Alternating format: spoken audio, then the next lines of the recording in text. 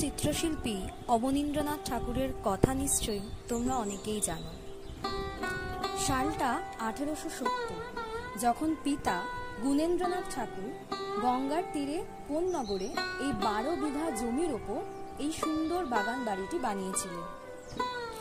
পিতার অনেক কাছের হওয়ায় অবনীন্দ্রনাথ ঠাকুর ছোটবেলায় প্রায়শই এই বাগান বাড়িতে সময় কাটাতে আসতেন। কথিত আছে যে এই বাগান বাড়ির কুঁড়ে ঘরেই নাকি তিনি প্রথম আঁকা শিখেছিলেন। ক্লান্ত হলে নাকি এই কুটিরের কাঁঠাল গাছের নিচে তিনি বিশ্রাম করতেন। কিন্তু পিতার মৃত্যুর পর 1881-তে তিনি এই বাগান বাড়ি পরিত্যাগ করেন।